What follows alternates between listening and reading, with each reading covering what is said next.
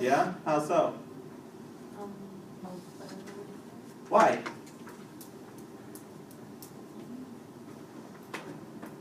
Because the basketball or the floor has some flex in the wood. Any gymnasts? Nobody's ever done gymnastics ever.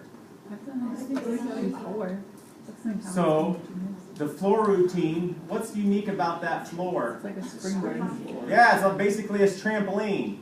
Much different than like the trampoline you get in the backyard. But why is that? They can stand more. Yeah, they can jump a heck of a lot higher. I can tell you right now, there's gymnasts who go like way up high in the air. They couldn't do that on a regular floor. Otherwise, they'd be like in the NBA or something. All right. So it all depends on the two objects. Try to drop a golf ball onto a wood floor versus a concrete floor. It's going to go much higher off the concrete. So it determines on the type of surface, determines on the ball. It's influenced by the ball, but mostly it's influenced by this height. Okay? So you drop it from here, basketball on a concrete only goes 33 centimeters, whereas when you drop it on a wood floor, it goes almost twice the height. Now, it depends on the inflation of that ball as well. What happens if you overinflate a basketball, Rachel? It bounces really high and it's hard to control. But not for someone like Rachel, because she's pretty amazing. All right. So, what is the coefficient of restitution of a ball dropped from 3 meters that bounces to a height of 2 meters? Or, well, actually, let's do this. What is the coefficient of restitution for a ball that's dropped at 3 meters and bounces 3 meters? 1. 1 divided by 1, take the square root of 1 is 1. Okay, let's do this one. Go ahead. I don't think I need to work through this problem for you, do I? You can work through it on your own, or should I show you how to do that? What's the answer? What? What's the square root of 2/3? Remember, it's not the square root of 3 over 2. 2 over square root of 2 over 3. The height it bounces divided by the height it was dropped from. If you do it the other way, the coefficient of restitution will be too high. Would you prefer us to write it in decimal form, or would it be okay to say square root of 2/5? That's not the, no, I want a number. Well, that, yeah, solve it. So what is it? 22. 22. 0.82. 0.82. Are you sure? Yes. Okay.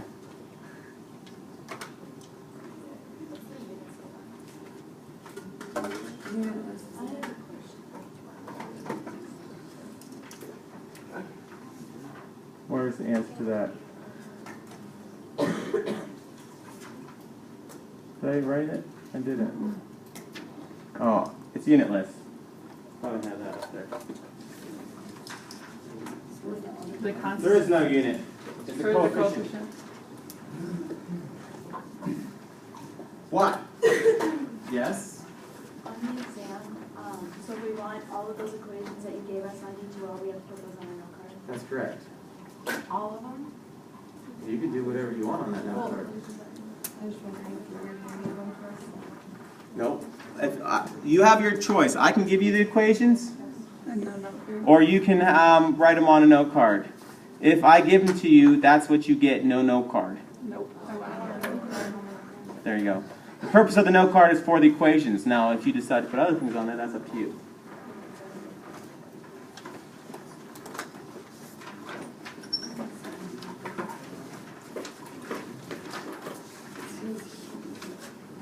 Why did he smile when you like that? I don't like that. Exam on Monday. Do we have? Does anyone have their textbook? Yeah.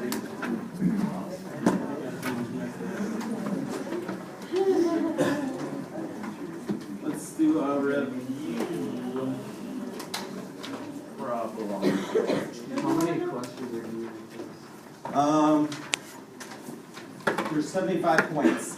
I haven't looked at it. Question. Do you want to review problems from chapter 11? Chapter 11. Which one? 8, 9, and 10. Chapter 11, 8, 9, or 10.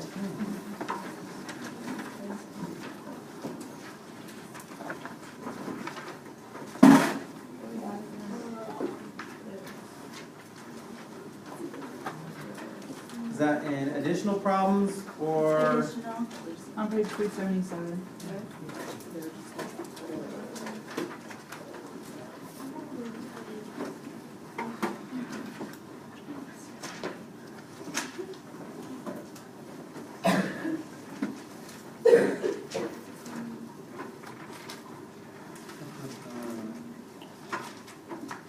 Which one do you want?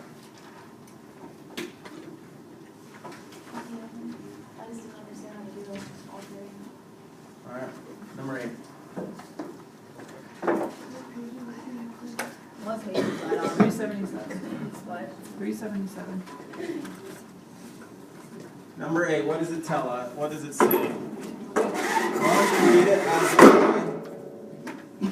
write down the information. Okay. Read it. Oh, that's good. A cyclist enters a curve of 30-meter radius Okay, radius. Keep going. at a speed of 12 meters per second. Okay. So the, what is the speed? 12 meters per second. As the brakes are applied, speed is decreased at a constant rate of 0.5 meters per second squared. What is it? 0.5 meters per second squared. It decreases. Okay. What are the magnitudes of a cyclist's radial and tangential accelerations when his speed is 10 meters per second?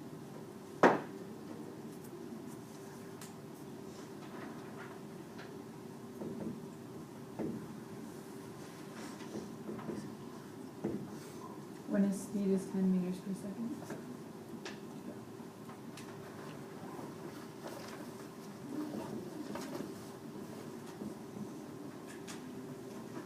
Okay.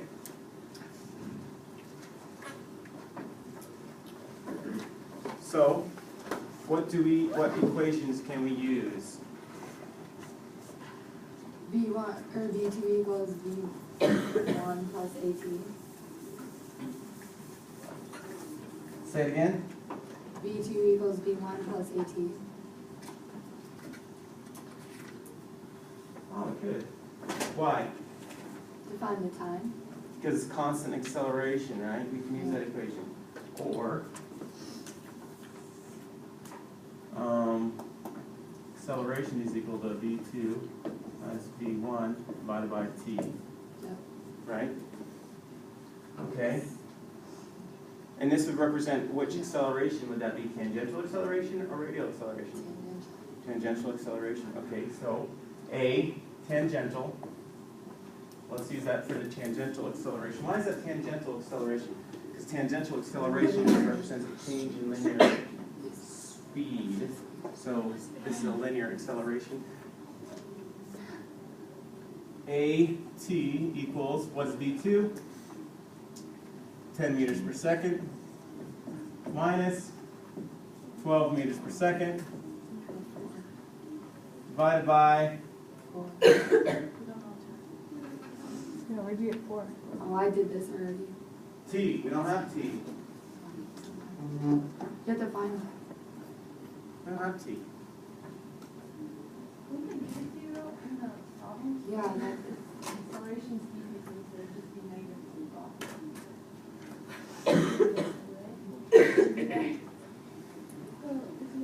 oh, I found it. I think that's the result. Oh, yeah. So, I did give it to you. So, tangential is your, what does tangential have to be? It says that tangential represents a linear change in linear speed, correct? Okay, do we have a change in linear speed? Well, That's what it said. It said, yeah, it already told you what it is. So that's your tangential acceleration, because that change in linear speed is tangential acceleration. So it asked you a question and it already gave you the information. So you just have to write that it is negative because you were decreasing. Okay. The next question is what? Remember, tangential acceleration. What are we trying to find? The radial acceleration. You have to find time for your stuff. Do you have to because find You time? don't need it for that. Because you could just do B squared. What are the over equations R. that we have? What's that? B squared over R for the radial. Radial acceleration is equal to what? B squared over R, B squared over radius, radius. Which B squared?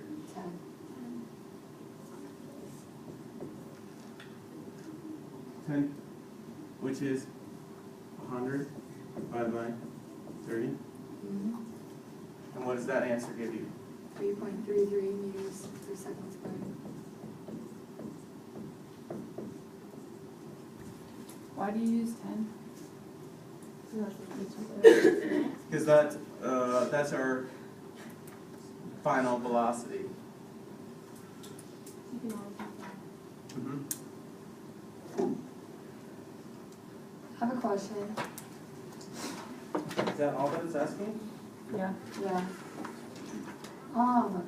For number 1, I think So it's hold on, in- before you do that, you have to understand what tangential acceleration is in order to answer that question. And it gives you, tangential acceleration is a change in its linear speed. Now if you didn't know that that's what tangential acceleration was, then you'd have a hard time figuring that out. But since you know what it is, by definition, you can say, oh, it's negative 0.05, or 0.5 meters per second squared. And then if you didn't know this equation right here, how the equation for radial acceleration, AR is equal to V squared over R, you have a hard time as well. Question? I think it's on the same thing except introductory problems. It's number 1, it's a quick one. And it's just saying like the relative angle at the knee changes from 0 to 85 degrees. And I feel like if it goes around, there's 10 squats, wouldn't it be 8,500? And I think the answer says 1,700. So 0 to 85 Oh, I is guess 85. 85 maybe. times 2 is Times 2. Oh. 170. 170 times 10, 1,700. So 85, 85, that's, Okay. right, 170. And so do that 10 times. Instead of times 10. Okay. Well, yeah, 85 times 10, but that's only one direction. Yeah, I get that now. Thank you. Other questions? Review your problems. That's a majority of the exam are problems. Now, that doesn't mean you don't work on the concepts and ideas and application, because there will be application. What is the vertical velocity at apex? What is the vertical acceleration at the apex? Okay. Make sure, what is the acceleration in the horizontal direction? 0 if it's a projectile. So what does that tell us about horizontal velocity? It doesn't change, regardless of where it's at. I will be combining questions for the short answer. You'll have math that you'll have to do, stuff from chapter 11 to answer chapter 10 problems. So converting from angular to linear velocity, and then using the velocity and the projection angle to determine the vertical and horizontal components, and then finding it to find out max time. That's going to take us all. It will not take you all period. If it does, you will not do well on the test. So practice. Yeah.